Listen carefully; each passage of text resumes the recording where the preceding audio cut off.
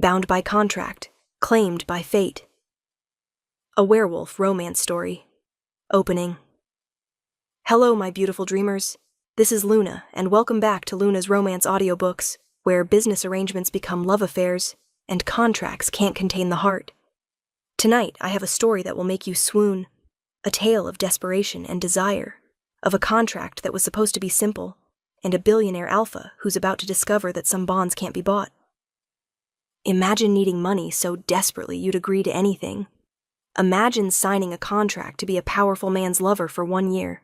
No emotions, no complications, just business. Now imagine discovering that the cold, ruthless billionaire you've agreed to serve is your fated mate, and that the contract binding you together is nothing compared to the bond fate has woven between your souls. So get comfortable, my dreamers. This is a story about contracts and chemistry, about what we agree to and what we can't control, about discovering that sometimes the most transactional arrangement can become the deepest love. This is Bound by Contract, Claimed by Fate. Prologue. The offer. The envelope was thick, expensive paper embossed with a logo I didn't recognize. I stared at it on my kitchen table, my hands shaking too badly to open it. Inside was either salvation or damnation. Maybe both. My phone rang, the same unknown number that had called 3 times today. I answered. Hello? Miss Hartley. The voice was female, crisp, professional. This is Amanda Cross, personal assistant to Xander Vaughn. Have you reviewed the contract we sent? Xander Vaughn, billionaire, alpha of the Obsidian Pack, CEO of Vaughn Industries, the largest corporate empire in the country, and apparently a man in need of a contract lover. I received it, I said carefully. I haven't opened it yet. Mr. Vaughn requires an answer by midnight tonight. If you're interested, the contract outlines the terms of your arrangement. If not, we'll move on to the next candidate. Next candidate, like I was applying for a job. I suppose I was. What exactly does he want? I asked, even though I already knew.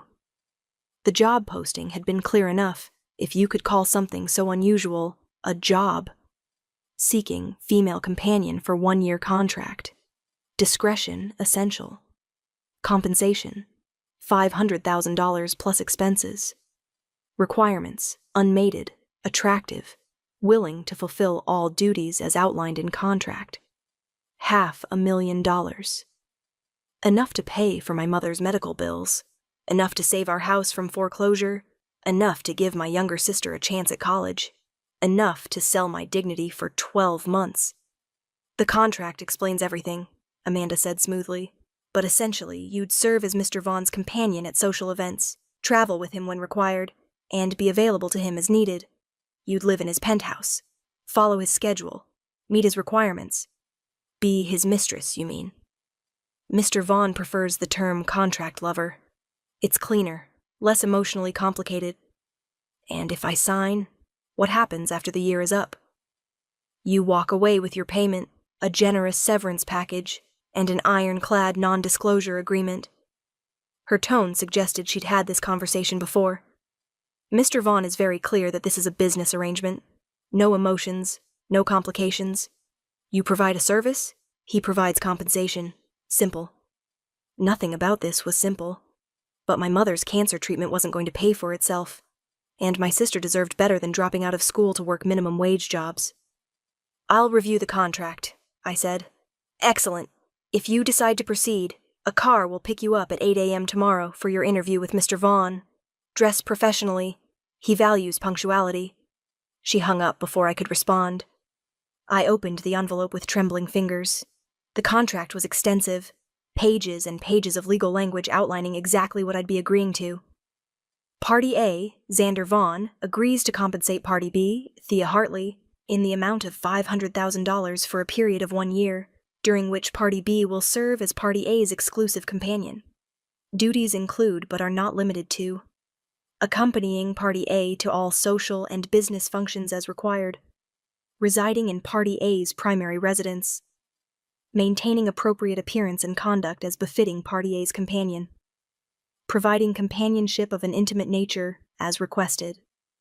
Complete discretion regarding all aspects of this arrangement. Party B agrees to remain unmated for the duration of this contract, avoid romantic entanglements with other parties, submit to regular health screenings, sign all required non-disclosure agreements, vacate Party A's residence within 48 hours of contract termination. Party A agrees to provide housing, clothing, and all necessary expenses, respect Party B's boundaries as outlined in attached addendum, pay contracted amount in full upon successful completion of term, provide severance package equivalent to 3 months' salary. There was more, pages more, but the gist was clear. I'd belong to Xander Vaughn for 1 year. Body, time, presence, everything except my actual feelings. Those, apparently, were forbidden. I read the compensation amount again. $500,000. Life-changing money. I thought about my mother, pale and weak in her hospital bed. About my sister, crying over her college rejection letters because we couldn't afford the tuition. About the foreclosure notice on our house. The medical bills stacking up. The hopelessness that had been crushing me for months. This was wrong. Probably immoral. Definitely desperate. But it was also a chance. A way out. A solution to problems that had no other answers. I picked up a pen and signed my name on the dotted line. I didn't know that Xander Vaughn was more than just a billionaire alpha. I didn't know that the moment he saw me, his wolf would recognize mine. I didn't know that the contract I'd just signed wasn't binding me to a year of servitude. It was binding me to my fated mate. And nothing, not money, not contracts, not his determination to keep things uncomplicated, would change that. Chapter 1. The Interview. The Vaughn Industries building dominated the city skyline, all glass and steel, gleaming in the morning sun like a monument to wealth and power. I'd worn my best suit, which wasn't saying much. It was 3 years old and slightly too tight, but it was clean and professional, and it was all I had. The receptionist barely glanced at me. "Miss Hartley, take the executive elevator to the penthouse level. Mr. Vaughn is expecting you." The elevator ride seemed to take forever. I watched the floor numbers climb, my stomach churning with nerves. What was I doing? This was insane. I couldn't actually go through with this. The doors opened directly into a penthouse office that took my breath away. Floor-to-ceiling windows overlooking the city. Modern furniture that probably cost more than my car. Art on the walls that looked like it belonged in museums. And standing with his back to me, looking out those massive windows, was Xander Vaughn. Even from behind, he was imposing. Tall, easily 6'3", with broad shoulders filling out a perfectly tailored black suit. Dark hair swept back from his face. An aura of power that made my wolf sit up and take notice. "Miss Hartley." He didn't turn around. "You're 2 minutes early. I appreciate punctuality. Thank you for seeing me, Mr. Vaughn. You signed the contract." Still not turning.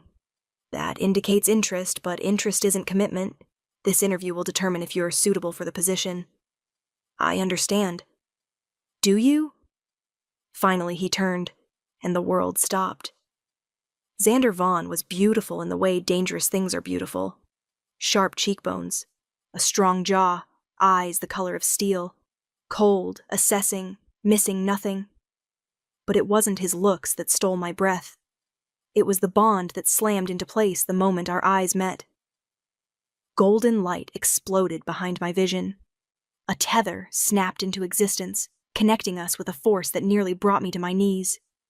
My wolf surged forward, desperate, needy, screaming mate with a certainty that shook me to my core. No, this couldn't be happening. From the way Xander's eyes flashed gold, from the way his hands clenched at his sides, from the sharp inhale that told me he'd caught my scent. He felt it too. We stood frozen, staring at each other across his office, as the mate bond hummed between us. "Well," he said finally, his voice rough, "this complicates things." "You feel it?" I whispered. "Hard not to." His jaw clenched. "You're my mate." I didn't know. Neither did I. He moved to his desk, putting physical distance between us. "Sit down, Miss Hartley. We need to discuss this development." I sat, my legs too shaky to hold me. "The contract you signed," he began, his tone businesslike despite the gold still flickering in his eyes, "was designed for a simple arrangement. You provide companionship, I provide compensation. No emotions, no complications. The mate bond is definitely a complication. The understatement of the century." He leaned back in his chair, studying me with those intense eyes. "Here's what we're going to do. The contract stands. You'll fulfill your duties as outlined. But we ignore the mate bond." I stared. "Ignore it? Pretend it doesn't exist. You're here as my contract lover, not my fated mate. We keep things professional, transactional, exactly as agreed. You can't just ignore a mate bond. I can, and I will." His voice was steel. "I don't do mates, Miss Hartley. I don't do love or romance or any of the messy emotional entanglements that come with fated bonds. What I do is business, and our arrangement is business. Even though the moon goddess made a mistake." He stood, dismissing the topic. "Now, let's discuss the practical aspects of our arrangement. You'll move into my penthouse today. Amanda will handle the logistics. Your duties begin immediately." "Wait, today?" "The contract is effective upon signing. You signed yesterday." His expression was unreadable. "Do you have any belongings that need to be collected?" Yes, my things are at my apartment." "Amanda will send a team to pack and move them.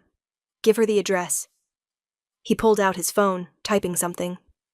"You'll have your own bedroom in the penthouse, your own bathroom, your own space when you're not required to be with me." "Required to be with you?" "Social events, business dinners, the occasional overnight trip for company functions." His eyes met mine, cold and businesslike. "And yes, Miss Hartley, the intimate aspects outlined in the contract still apply. Mate bond or not, you agreed to provide companionship of all types." Heat flooded my face. "I understand. Do you?" He moved around the desk, stopping close enough that I could smell him. Sandalwood and smoke, and something wild that made my wolf whimper. "Because I need to be very clear about something. What we are to each other biologically doesn't change our arrangement. You're here because you need money. I'm here because I need a companion. That's all this is. You really think you can ignore the bond?" "I've ignored far more difficult things." His expression was granite. "Welcome to your new life, Miss Hartley. Try not to make it more complicated than it needs to be." But as he walked away, I saw his hands shake slightly. Felt the bond between us pulse with frustrated need. And I knew, no matter what he said, no matter how much he tried to deny it, this was already far more complicated than either of us had bargained for. Chapter 2. The arrangement. The penthouse was obscene. 5 bedrooms, 6 bathrooms, a kitchen bigger than my entire apartment, views that made me dizzy, furniture that looked like it belonged in magazines. "Your room." Amanda opened a door to reveal a space larger than my childhood home. "Mr. Vaughn's room is at the end of the hall. The other bedrooms are for guests, though he rarely entertains here." "This is too much. This is what's in the contract. You live here for the duration of your arrangement." She handed me a key card. "This accesses the private elevator and the penthouse. Don't lose it."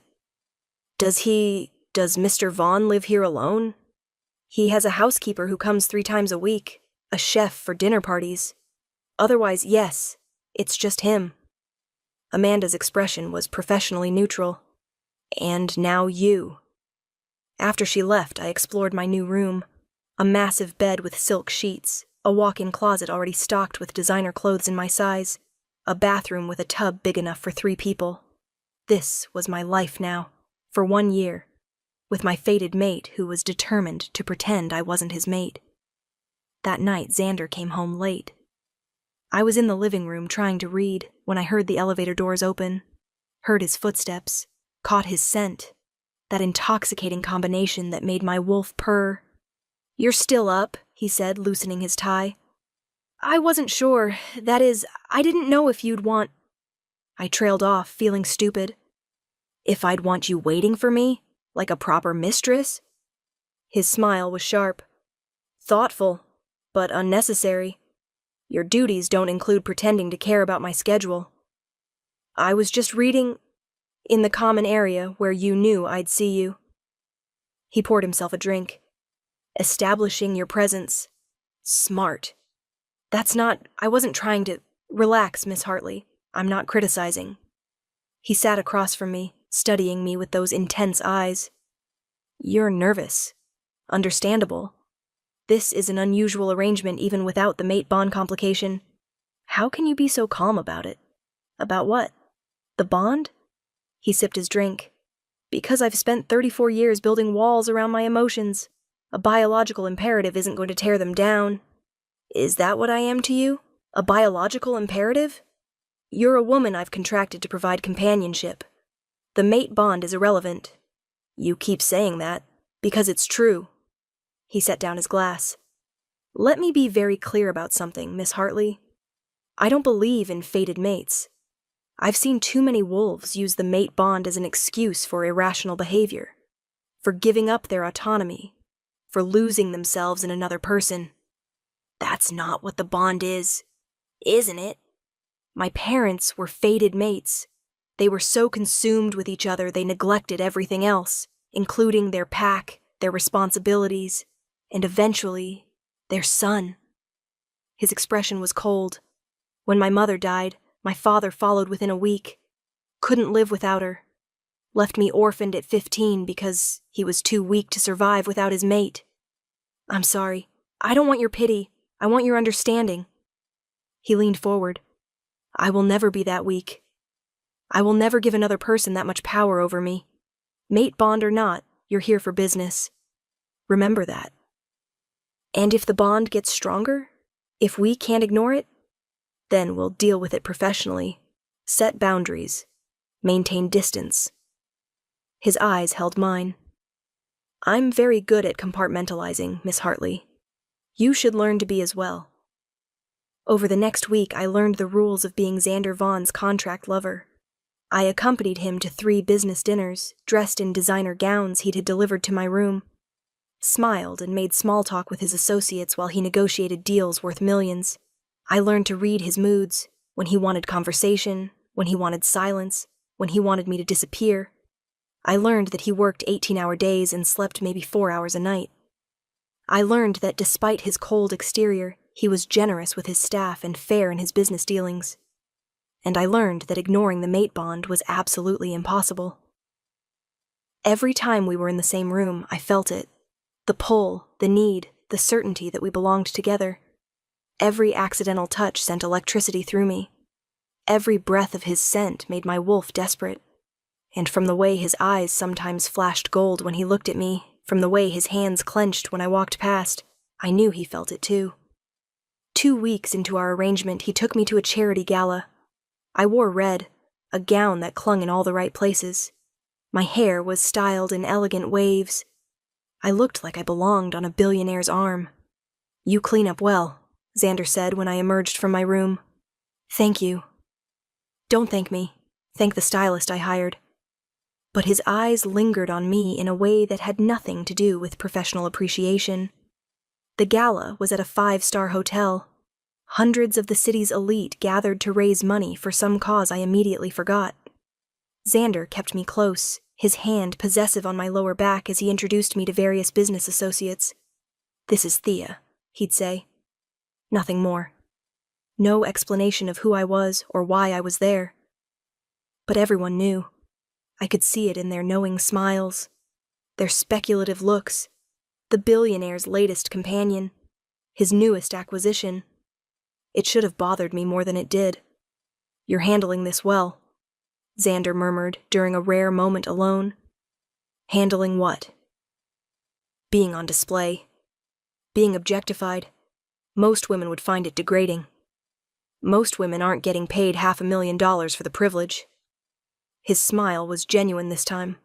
Practical. I like that about you. Is that what drew you to mate with me? My practicality? The smile faded. I didn't choose to mate with you. The moon goddess made that decision. I'm simply choosing how to respond to it. By ignoring it. By managing it professionally. There's a difference. His hand slid up my back, pulling me closer as we swayed to the music. We can acknowledge the bond exists while refusing to let it control us. But we were dancing too close. His scent was overwhelming. The bond was singing between us, desperate for more contact. This doesn't feel very controlled, I whispered. It's an act, for appearances.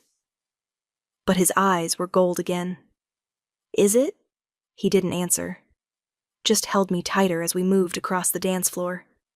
That night, back at the penthouse, he walked me to my door. You did well tonight, he said. Very convincing. I wasn't acting. Neither was I. He leaned against my doorframe, close enough to touch. That's the problem. Xander, go to sleep, Thea. Tomorrow we have a trip to Seattle for a business conference. We leave at 6 a.m. Another event where I pretend to be your devoted companion? Another event where you are my devoted companion. Contract and all. His hand reached out, almost touching my face before he pulled back. Good night. I watched him walk away, the bond screaming at me to follow, to close the distance, to claim what was mine. But I was just the contract lover, and he'd made it very clear that was all I'd ever be. Chapter 3. The Breaking Point. Seattle was supposed to be simple. 3-day business conference, networking events, formal dinners, me playing the role of devoted companion while Xander closed deals and built his empire. What it actually became was a test of exactly how long we could deny the mate bond. Spoiler, not very long. We shared a suite, 2 bedrooms connected by a living area. Professional, appropriate. Except the bond didn't care about appropriate. Every moment we were in the suite together, the pull intensified. I'd catch him watching me with gold in his eyes, feel the hunger radiating off him in waves, and I was no better. I found excuses to be near him, to brush past him, to breathe in his scent. It was torture. On the second night, there was a gala. I wore gold, a dress that shimmered with every movement. Xander wore his signature black, looking devastating as always. We should establish some ground rules, he said in the car. What kind of rules? Physical contact. For appearances, I'll need to touch you. Hand on your back, arm around your waist, that sort of thing. But it goes no further. Understood? Crystal clear. But the moment we walked into the ballroom and he placed his hand on my lower back, I knew the rules were pointless. His touch sent fire through me, made my wolf whimper with need, made every nerve ending scream for more. And from the way his hand tightened, from the sharp inhale I heard, he felt it too. Xander Vaughn! A woman approached, elegant and clearly wealthy. I haven't seen you in ages. Celeste. His smile was professional. How are you? Fabulous. And who's this? Her eyes raked over me, calculating. Thea Hartley. My companion. Companion. Celeste's smile was sharp. How modern of you. After she left, I turned to Xander. Ex-girlfriend? Ex-potential business merger. She wanted to combine our packs through a mating contract. I declined. You don't believe in mating contracts? I didn't, until I created one with you. His eyes held mine. Ironic, isn't it? We danced. We mingled. We played our roles perfectly, but the whole time, the bond was burning between us, getting stronger, more insistent, more impossible to ignore. By the time we returned to our suite, we were both barely holding on. I need a drink, Xander said, heading straight for the bar. Pour me one too. He handed me a glass, our fingers brushing. The contact was electric. This isn't working, I said. What isn't? Ignoring the bond, pretending we're just business associates. Acting like we don't feel this. I gestured between us. It's getting worse, not better. It'll fade. Mate bonds that aren't acknowledged eventually weaken. That's a lie, and you know it. I set down my glass. You can feel it as strongly as I can. Every hour we're together, it gets more intense, more desperate, more— Stop. His voice was rough. We agreed. You agreed. I signed a contract. They're not the same thing. I moved closer. What are you so afraid of, Xander? Why are you so determined to fight this? I told you, I won't be weak like my father. Loving someone isn't weakness. It is when it destroys you. He slammed his glass down. Do you know what it was like? Watching my father wither away because he couldn't live without his mate. Watching him choose death over responsibility? That wasn't about the mate bond. That was about grief. It was about giving someone else power over your entire existence. About being so consumed by another person that you lose yourself completely. His eyes were blazing gold now. I won't do that. I won't let anyone, even my fated mate, have that kind of control over me. I don't want control over you. I stopped, not sure how to finish. What? What do you want, Thea? I want you to stop fighting this. Stop pretending we're just business associates when we both know. He kissed me. One moment we were arguing.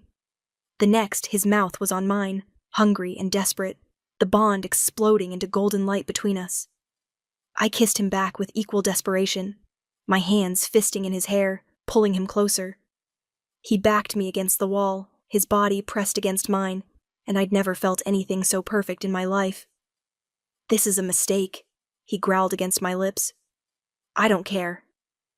The contract includes intimate companionship. We're just fulfilling the terms. His laugh was rough. Is that what we're calling this? Call it whatever you want. Just don't stop. He didn't stop. We made it to his bedroom, barely. Clothes were shed. Boundaries were shattered. And when we finally came together, the bond snapped fully into place with a force that stole my breath. Afterward, we lay tangled together, both breathing hard. That shouldn't have happened, Xander said. But it did. It can't happen again. You're a terrible liar. He pulled me closer, despite his words. This changes nothing. We still have a contract. This is still a business arrangement. Right. Business. That's definitely what that felt like. Thea, it's fine. I understand. I turned to face him. You felt something. You gave in for one moment. But tomorrow you'll go back to being the cold billionaire who doesn't believe in mates. I get it. You don't understand. I understand perfectly. You're terrified of feeling something real. So you hide behind contracts and business arrangements and convince yourself that makes you strong. I sat up. But you know what? Real strength is being brave enough to love someone, to trust them, to let them in. And look where that got my father. Your father's story doesn't have to be yours. I found my clothes, started dressing. But I can't make you see that. Only you can decide if you're brave enough to choose love over fear. I left him there, alone in his bed, the bond aching between us. And I knew, despite what had just happened, despite the connection we'd just shared, nothing had changed. He was still running from the bond.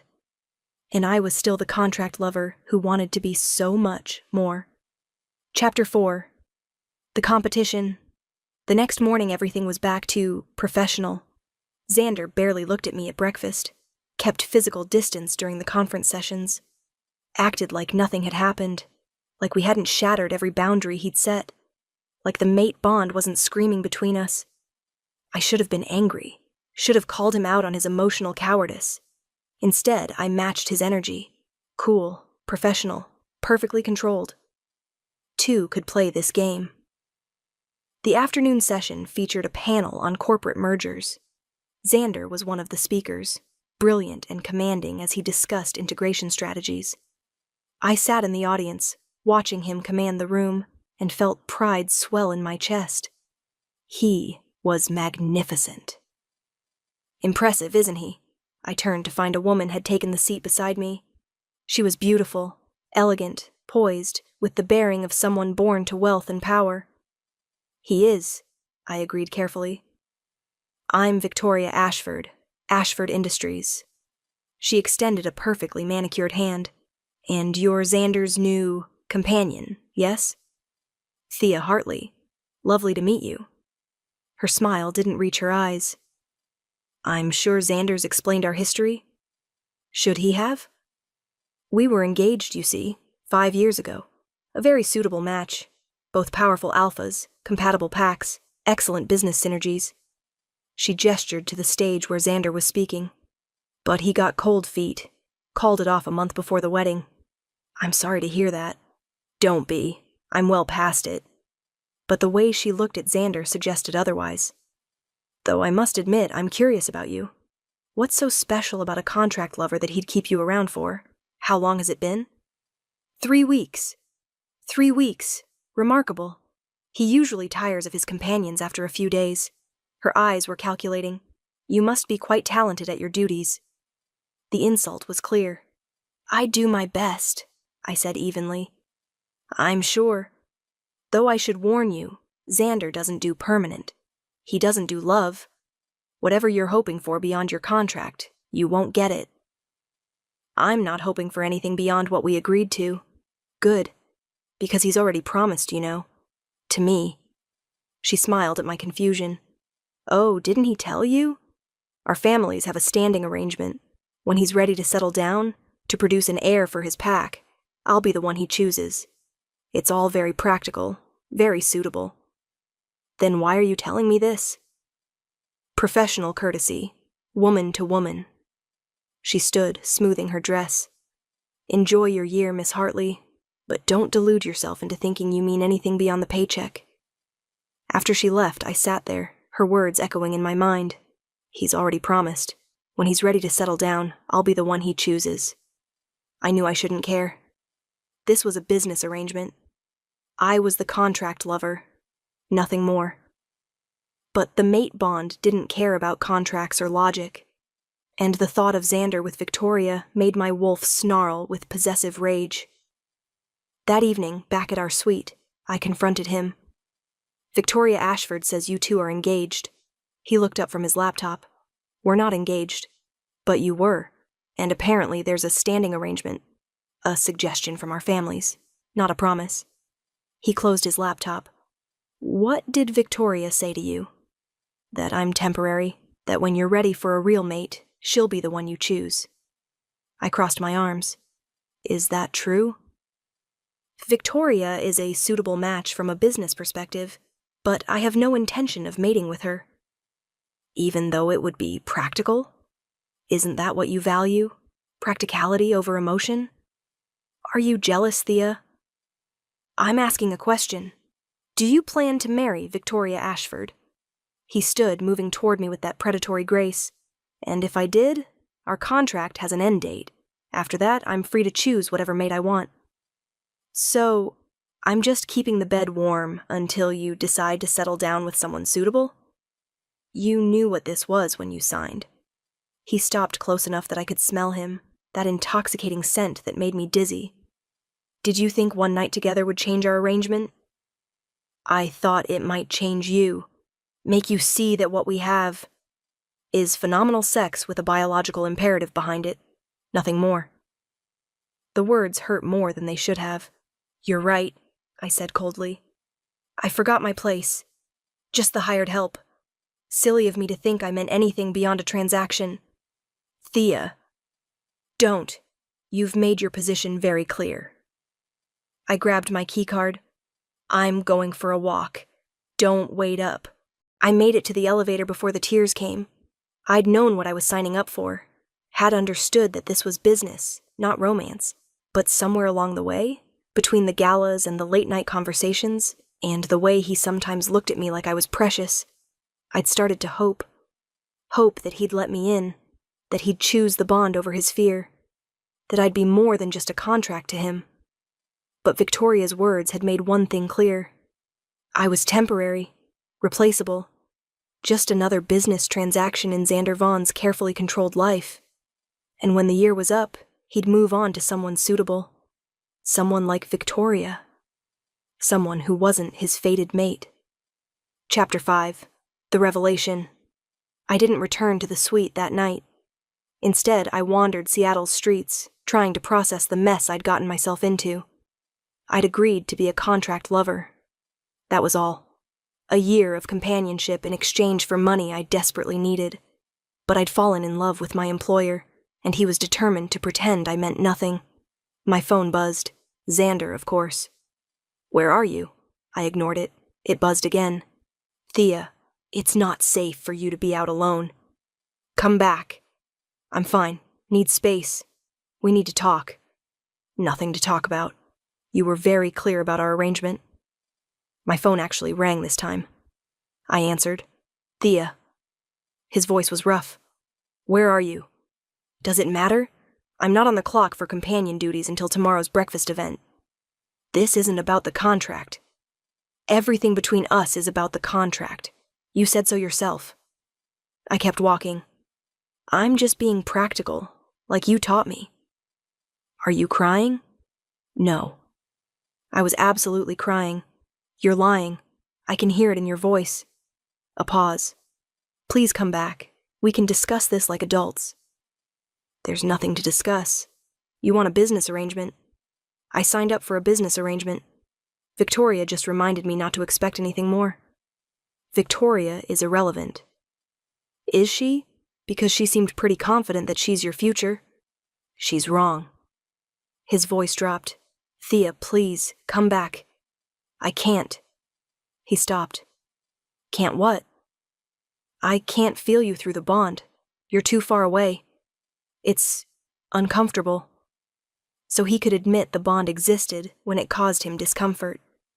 How convenient. "I'll be back before morning," I said. "Don't worry, I won't embarrass you at tomorrow's event." I hung up. I finally returned to the suite at 3 a.m., exhausted and emotionally wrung out. Xander was waiting in the living room, still dressed, clearly having not slept. "You're back," he said, standing immediately. "As promised, I honor my contracts. Thea, I'm tired. We have an event in 5 hours. I'm going to sleep." "We need to talk about what Victoria said." "No, we really don't." I moved past him toward my room. "She just reminded me of what I already knew. This is temporary. You're the client. I'm the service provider. Let's keep it professional."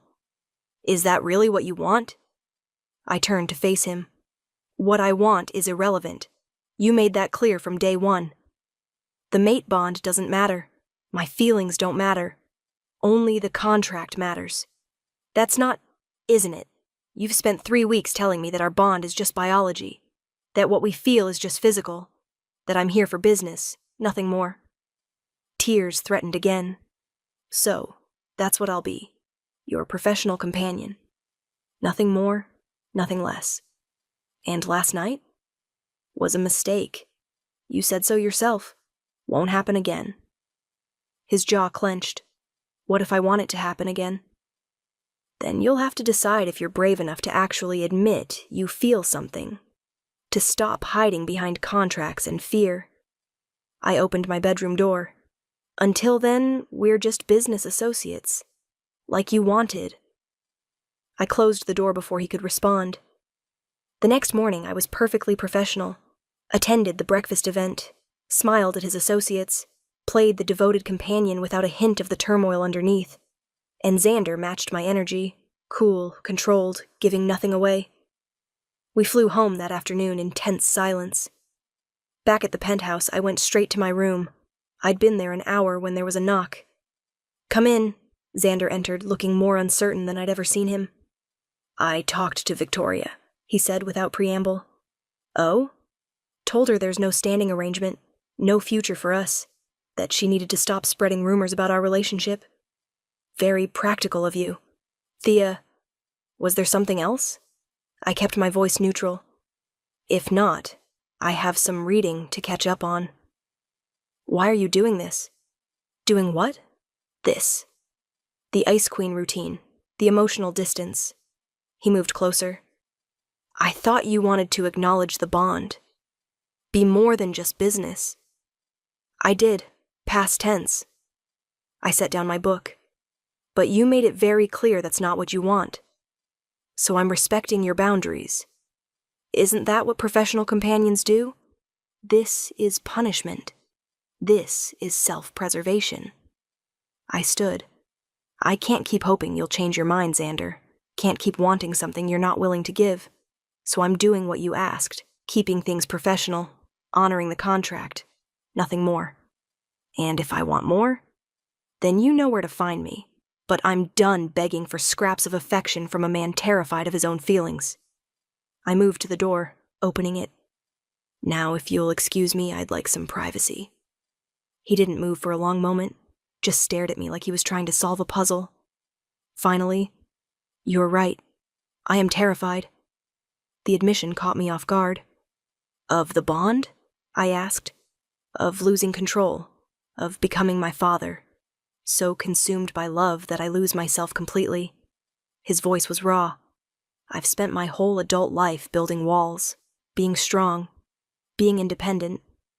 And then you walk into my life, and every wall I've built starts crumbling. Xander, I don't know how to do this, Thea. Don't know how to be someone's mate without losing myself in the process. Don't know how to love without becoming weak. Love isn't weakness.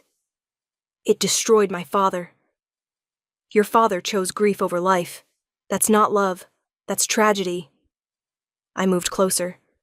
Real love makes you stronger, makes you better, gives you something to fight for instead of something to fear. And you think you can give me that? I think we could give each other that, if you're brave enough to try. He stared at me for a long moment, then quietly, "I don't know if I am." "Then I guess we continue as we are. Professional, transactional, safe. Is that what you want?" "What I want is you.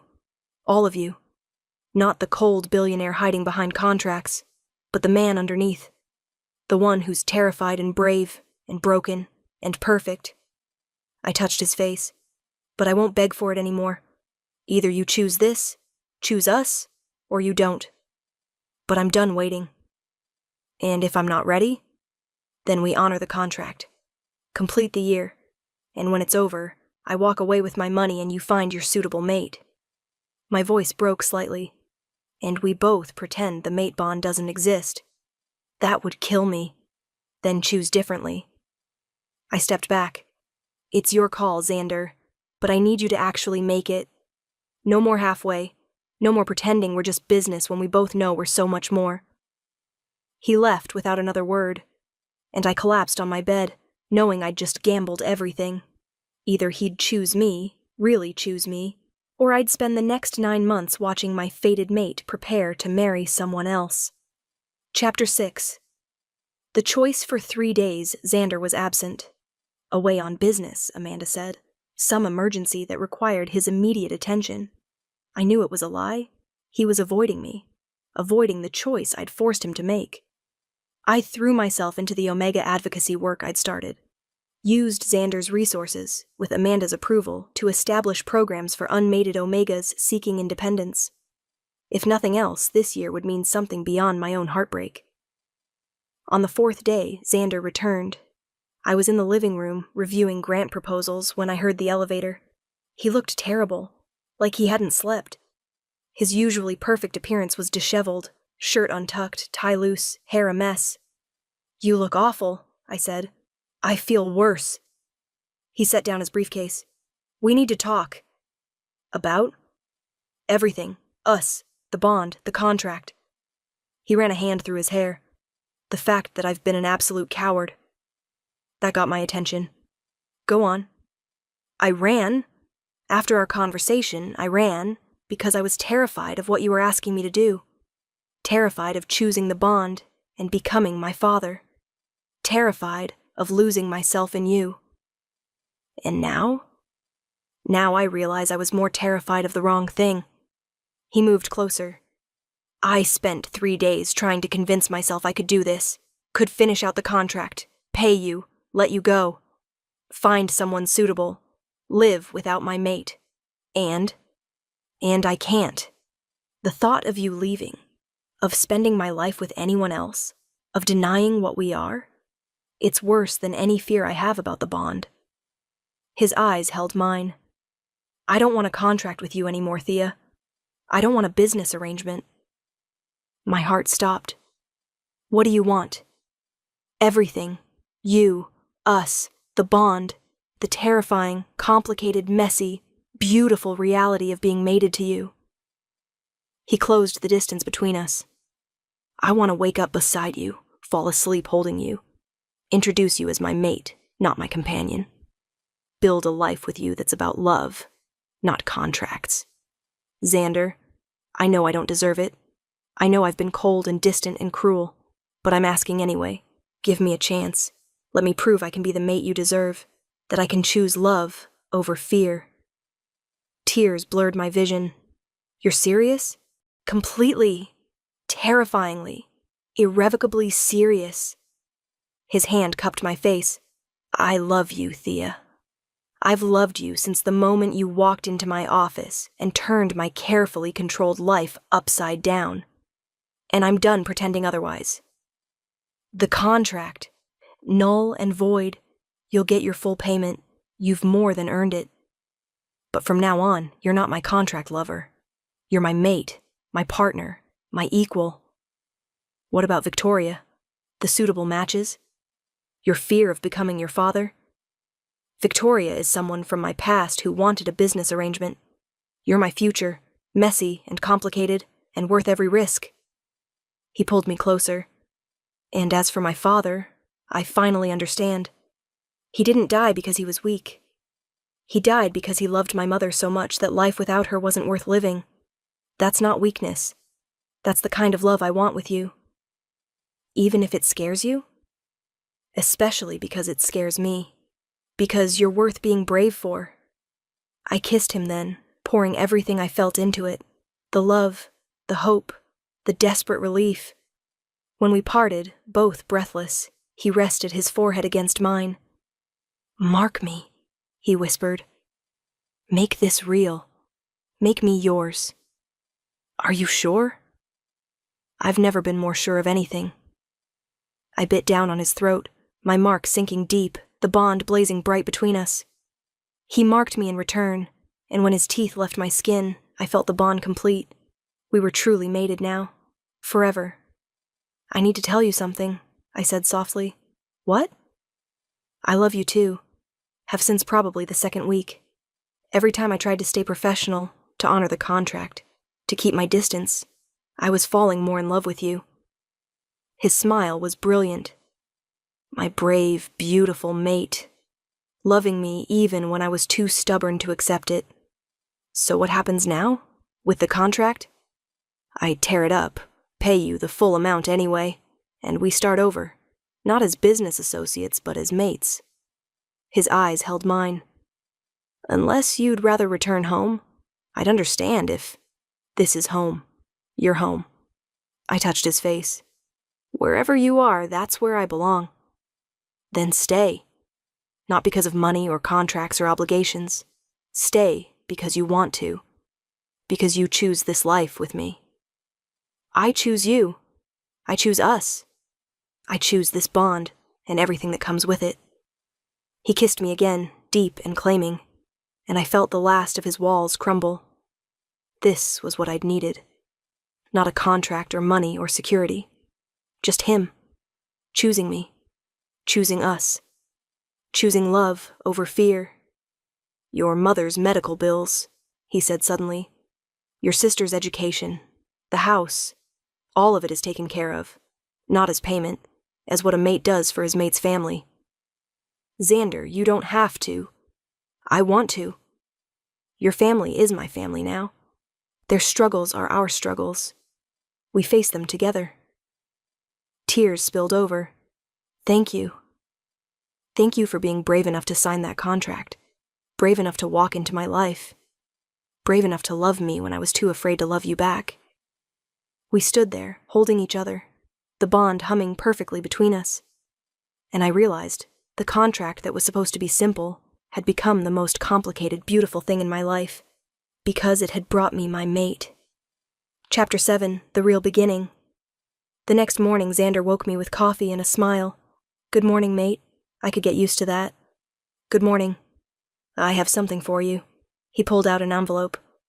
If that's the contract payment, it's not. He handed it to me. Open it. Inside was a deed to a building in the city's downtown. What is this? The headquarters for your Omega Advocacy Foundation. I had my lawyers draw up the paperwork. It's yours, the building, the funding, everything you need to make your vision a reality. Xander, this is too much. It's not enough. You've been using my resources to help Omegas find independence, education, better lives. Now you have your own resources to do it properly. His eyes were warm. I believe in what you're doing, Thea. Let me support it. Support you. I kissed him, overwhelmed.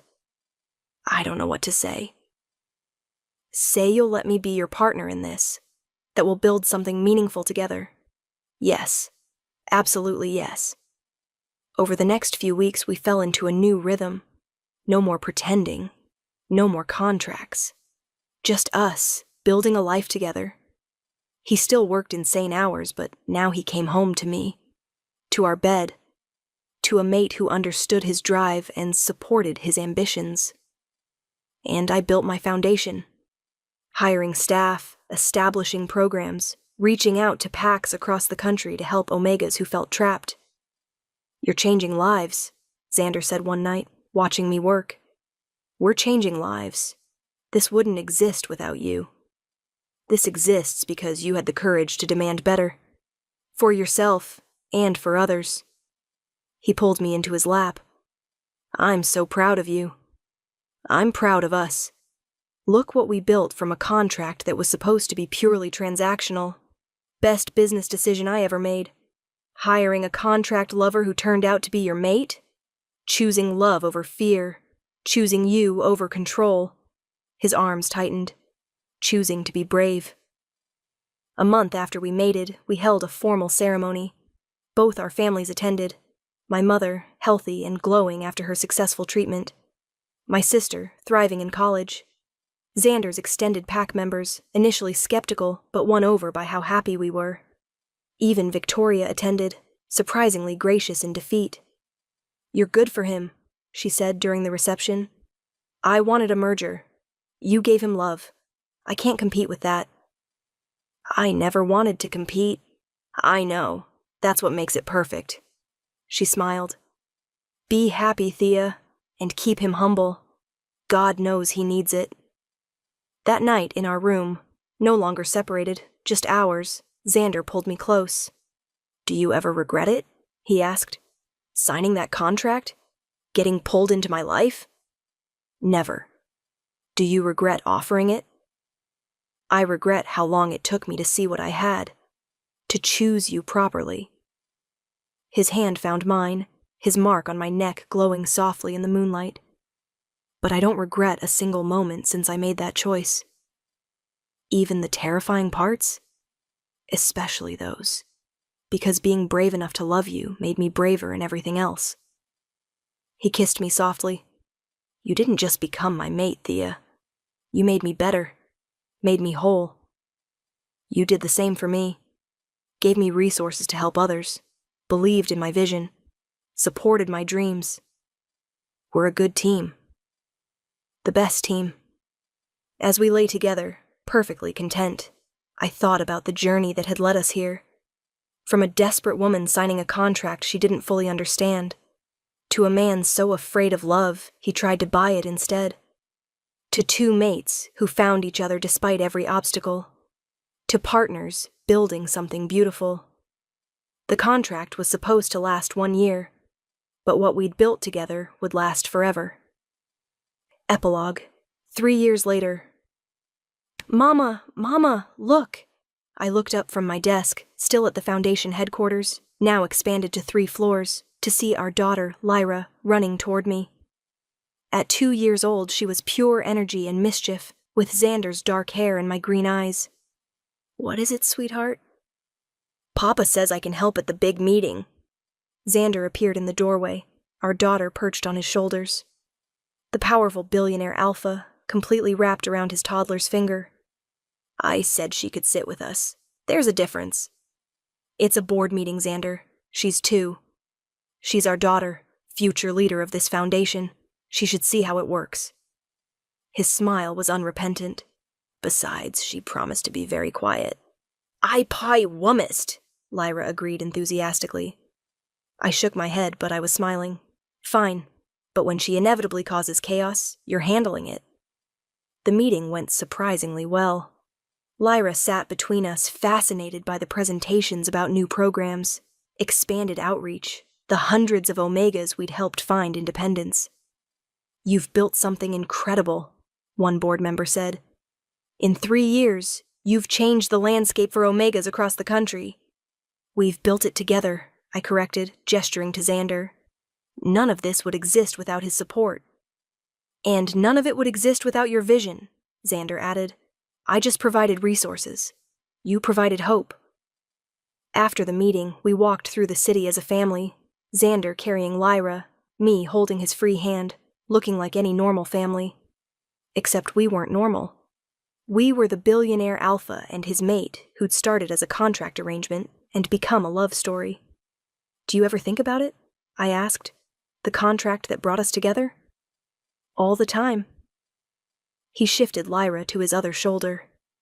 I think about what a fool I was, trying to buy companionship, thinking I could avoid love through paperwork. And look where it got you. Mated, with a daughter, supporting Omega causes across the country, living the life I never knew I wanted.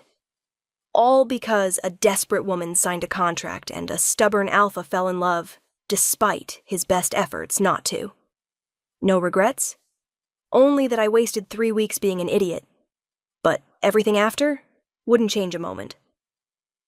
That night, after Lyra was asleep, we stood on our penthouse balcony, the same one where we'd had so many important conversations. I have something for you, Xander said. Please don't tell me you bought me another building. Nothing like that. He pulled out a piece of paper, yellowed with age. What is it? The original contract, the one you signed 3 years ago. He handed it to me. I kept it, a reminder of where we started. I read through the familiar terms, smiling at how clinical it all seemed now. Should we frame it? I asked. I have a better idea.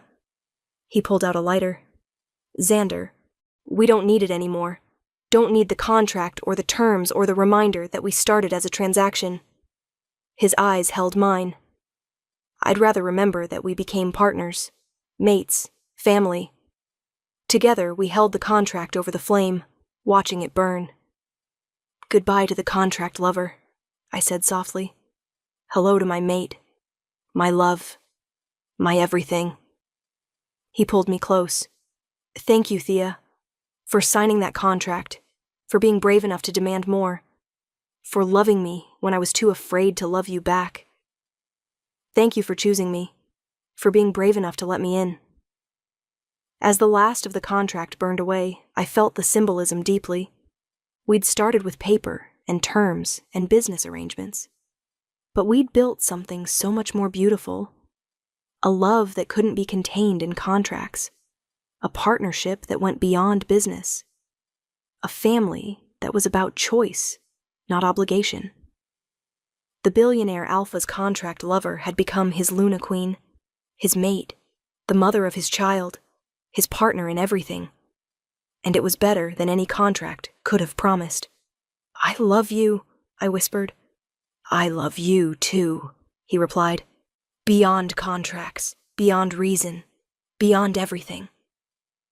And as we stood there, wrapped in each other's arms with the city lights below and our daughter sleeping safely inside, I knew one truth with absolute certainty. Some contracts are meant to be broken, but the love they lead to, that's meant to last forever. Closing, and there you have it, my beautiful dreamers. The story of Thea and Xander, proof that sometimes the most transactional beginning can lead to the deepest love. Did this story make your heart race? Did you believe that love can break through any contract? Then show me some love.